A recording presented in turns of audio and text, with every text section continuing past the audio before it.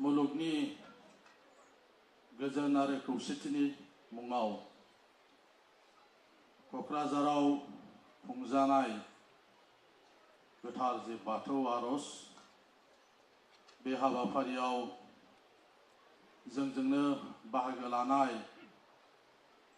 बयनिबो सिबिनां आसाम आयेन आफादनि मानगोनां बुंथिगिरि मुस्रि बिश्वजित दैमारी दिनैनि बे हाबाफारियाव बाहागो लानो हानाय बाथौ धोरोमनि गागि दौरि मानगोनां डक्टर मंगल सिंह हाज'वारी मानगोनां दौरि सर्वेश्वर बसुमतारीजों लोगोसे नुजाफैनो हानाय मानाव गेदेर दौरि नोंथांमोन बाथौ धोरोमनि मानगोनां दैदेनगिरिफोर बे हाबाफारियाव नुजाफैनो हानाय बिटिआरनि मानगोनां इएम मुस्रि रन्जित बसुमतारी बे हाबाफारियावनो जोंजों बाहागो लानो हानाय मानगोनां एमएलए जिरन बसुमतारी मानगोनां एमएलए जयन्त बसुमतारी BKWSC नि मानगोनां चिफ बिथाङाबो दङमोन लोगोसे BKWSC निनो मानगोनां इएम प्रणब बर' आरो गुबुन गुबुन दङब्ला मानगोनां इएम नोंथांमोन स्टेट एक्जिकिउटिभ BJP नि मानगोनां दैदेनगिरि मुस्रिमा कबिता बसुमतारी मुस्रि बिभूति बरगयारी आरो गुबुन गुबुन दैदेनगिरिफोर आंनिफ्राय हरजानाय बायदि नुजाफैनो हानाय दिनैनि मानगोनां आलासि नोंथांमोन आरो गुबुन गुबुन जायगानिफ्राय नुजाफैनो हानाय बाथौ सिबियारिफोरजों लोगोसे मानगोनां रायजो राजा नोंथांमोन बयनोबो गिबियावनो आंनि खुलुमनाय आरो सिबिनायखौ नोंथांमोन साफ्रोमनोबो आं बे समाव बावहरग्रोदों आरो आङो साबायखर बावदों दिनै गोजोननि नोगोरमा क'क्राझाराव मुलुगनि गोजोन आरो खौसेथिनि थाखाय गिबि खेबनि थाखाय बेबायदि गेदेर बाथौ आर'ज हाबाफारि क'क्राझाराव लाफैनायनि थाखाय आं क'क्राझारनि सासे एमएलए महरैबो नोंथांमोन साफ्रोमखौबो साबायखर बावदों आरो बांसिनै जोंनि आसाम आयेन आफादनि मानगोनां बुंथिगिरि बिश्वजित दैमारी सार बिथांनिसिम आंनि गोसो गोरबोनि रोजा रोजा साबायखर बावनायखौ बे समाव आं बावहरग्रोदों जों बयबो रायलायो दिनै मुवा बेसादारि दिनैनि बे जुगा असमियाव जेखौ होनदों बस्तुबादि जुग मेटेरियलिस्टिक जुग होननानै जों बयबो बुङो आय होनलायलायनाय गैला बे समाव सानफ्रामबो जुदि जोङो फेसबुकाव नायोब्ला ससियेल मिडियायाव गोबां रोखोमनि जाथायफोरखौ जोङो नुनो मोनो आरो जों रायलायो मानसिफ्रा धोरोम खोरोमाव गैला होननानै जों बयबो रायलायो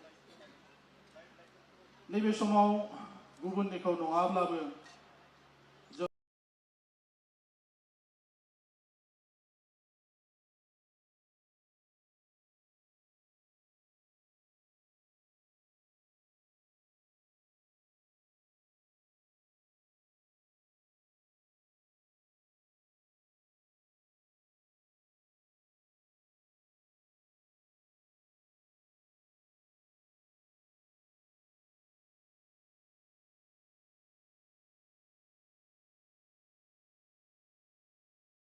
गुबुननिखौ नङाब्लाबो जोङो बर' धोरोमासो होयो हामा होनगोन सोर हामा होनग्राया धोरोमासो जायो जेब्ला गोसोआव अगेन साननाय फैयो गाज्रि साननाय फैयो हिंसानि गोसो फैयो जेला गोसोआव बायदिसिना गाज्रि गाज्रि साननायफोर फैयो अब्ला गोसोखौ जुदि दमायनांगौब्ला जेखौ असमियाव बुंदों इन्द्रिय दमन होननानै सोर खालामगोन बे गोसोखौ दमायगोन जोंनि बे गोसो बेबायदि जाखांफैनायखौ जुदि दमन खालामोबा बेखौ जुदि गादबनानै दोनोबा एकमात्र बेयो जाबाय धोरोम बेनिखायनो नैबे समाव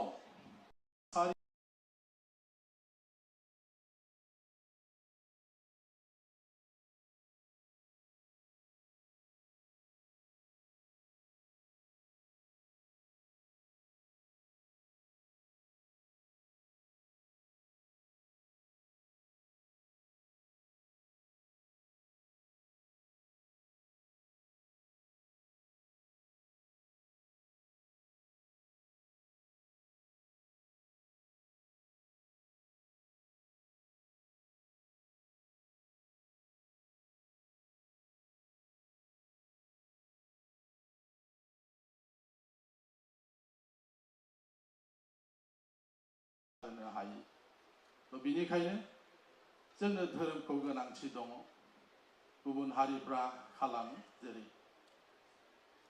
बिसोरो सरसा खालामो थिग बेबायदि बर'आवबो जोंनि धोरोम जि सरसा बेखौ जों बारायलांनांगोन आरो बेबायदिसो गुलाय गुजाय बे थासारिफोरखौ नों हमथालायनो हायै परिबेसफोरखौ जों हमथालांनो हागोन आइ पार्सनेलि बिलिभ आं बेखौ फोथायो तो जियानो जाया मानो दिनै हाबाफारि बायदियै नुदों बेवहाय धोरोम दैदेनगिरिफोर माखासे दौरिफोर जायफ्रा एसे उननि सेसनाव धोरोमनि बिसयै बिथांमोना फोरोंगोन आरो बिथांमोननि फोरोंनायखौ लानानै जों गावनि जिबनाव जोंनि समाज जिबनाव जोंनि माहारियाव जों जेन' बाहायनो जों नाजालायो अब्ला निश्चय जोंनि हारिया सोदोमस्रि गोनां मोनसे हारि महरै जों अरायबो जों थांनो हागोन सोदोमस्रि गैया होननानै आं बुङा किन्तु बे सोदोमस्रिखौ जों कन्टिनिउ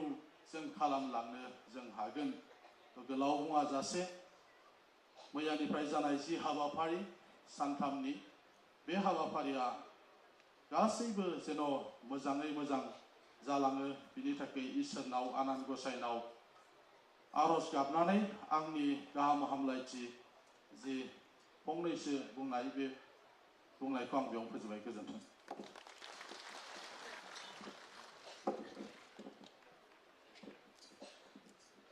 बिथांनिसिम रोजा रोजा साबायखर बावनाय जाबाय दा बे समाव बिबुंथि लाखिफैनो थाखाय आं खावलायनो सानदों बिटिआरनि मानगोनां इएम मुस्रि रन्जित बसुमतारी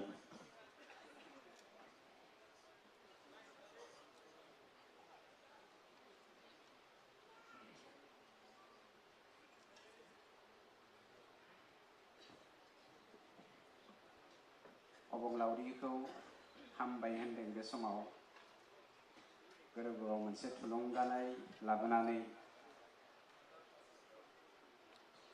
मुलुगनां गिबि बाथौ आरज जि महासभा बे महासभायाव आंखौ बाहागो लानाय होनायनि थाखाय नैथियाव हामबाय होनदों मानाव गेदेर आसाम लेजिस्लेटिभ एसेम्ब्लिनि बुंथिगिरि बिथां दैमारि सारनिसिम बिथांनि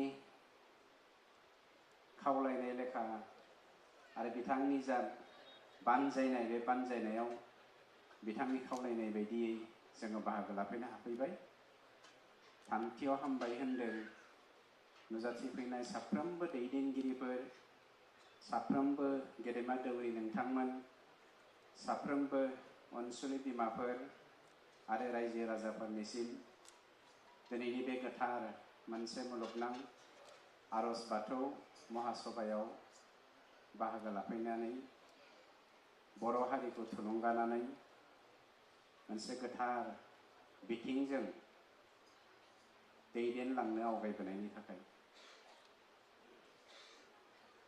आंनि गोसोआव गोबां सौथुनाय दङमोन आरो बे सौथुनायनि गेजेरजोंनो गोबां समाव गोबां रोखोमनि डिबेटखौ आं बाहागो लाबोफेरबाय। गोबां धोरोम बिजाबफोरखौबो आङो फरायजोबनो हायाखैबाबो फरायबोदों। नाथाय रंजाथावना जोंनि बर'नि गिबि धोरोम बाथौ धोरोमनि जा बिजाब महर बेखौ दिनै आं मोननो हाबाय। आरज बिलां होननाय आरो आं नोंथांमोननिसिम आंनि गोरबोनिफ्राय खुलुमबाय बावहरदों। सासे बर' जानानै बर'नि धोरोमनि जा फिल'सफि बेखौ जोङो बिजाब महरै स्टाडि खालामनो मोनाखैमोन। आरो 2016 मायथाइयाव जुदिও बे बिजाबखौ सेबखांदोंमोनब्लाबो आं हाग्रायाव थानायखाय बेखौ स्टाडि खालामनो मोनाखैमोन। आं हामबाय होनदों लिरगिरि बिथांखौ बे बिजाबखौ आंनो होनायनि थाखाय। मानोना जेब्ला जोङो हाग्रायाव दङमोन म्यानमाराव चाइनायाव गोबां कुइसन सोङोमोन। Where are you from which community, what is the religion, what is the language, how is the culture, बेफोरखौ लानानै जोंनाव कुइसन सोङोमोन गुबुन गुबुन जाथिफ्रा। कालचारनि सोमोन्दै, हारिनि सोमोन्दै, बर'नि आसार खान्थिनि सोमोन्दै जोङो सासे लेखा गोरों सेंग्रा हिसाबै जुदिও फिनजोबनो हायोमोनब्लाबो बाथौ धोरोमखौ बिजाब महरै फरायनो मोनैयाव What is the philosophy of Bathau religion बेखौ आङो चाइनायाव म्यानमाराव आंनि दैदेनगिरि गुबुन गुबुन जातिनि लोगोफोरजों आङो फिननाय होनो हायाखैमोन। बेनि थाखाय आं नोंथांमोनखौ हामबाय होनदों। आरो आं बेखौ दिनैनिफ्राय स्टाडि खालामगोन। बे फिल'सफिखौ आं जुदिও बाय बार्थ ख्रिस्टियानब्लाबो आं गासैबो फिल'सफिखौ फरायनो मोजां मोनो। आरो बे फिल'सफिफोरखौ बिजिरनायनि गेजेरजों आं फिल'सफार नङा, बिजिरनायनि गेजेरजों हारिखौ नंगुबै मोनसे लामाजों जोङो माबोरै सोदांनानै दैदेनलांनो हागोन बेखौ जों जेब्लायबो स्टाडि खालामो। जेखियानो जायाथों आं हामबाय होनदों जोंनि मानव गेदेर मंगल सिं हाज'वारि सारखौ। जेब्ला बिथाङा जनेल अफिसार जानानै मेट्रिक एग्जामनि सार्भे खालामबाय थादोंमोन, आं बे एक्सटार्नेल हिसाबै बासुगाव हायार सेकेन्डारियावहाय फैदोंमोन। दा सारा बावगारबाय नामा, आं खिन्थु गोसोआव दं। होनदों Ranjit you are very young, you have to lead the Bathau youth group होननानै बुंदोंमोन आंखौ। But I am very sorry, I could not able to identify myself that I belong to a Christian in faith। माना बिथांजों गोबाव समबो रायलायनाय जायाखैमोन।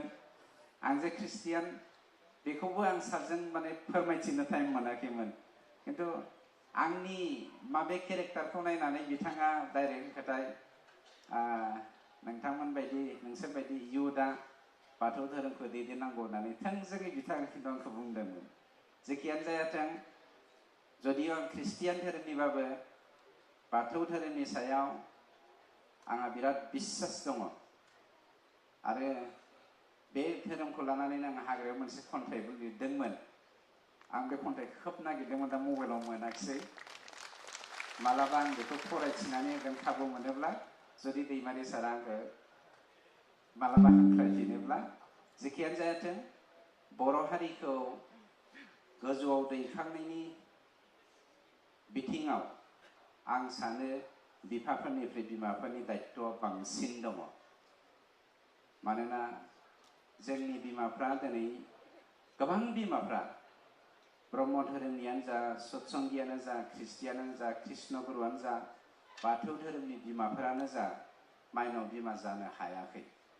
जायनि जाहोनाव जों इडुकेसननि खोब गोग्लैसोनानै दङ। ओंखायनो जों साफ्रोमबो माइनाव बिमा जानांगोन। आरो आं फोथायनाय दङ दिनैनि बे गोथार थावनियाव नुजाफैनाय साफ्रोमबो जोंनि बिमाफ्रा माइनाव बिमा होननानै। Thank you.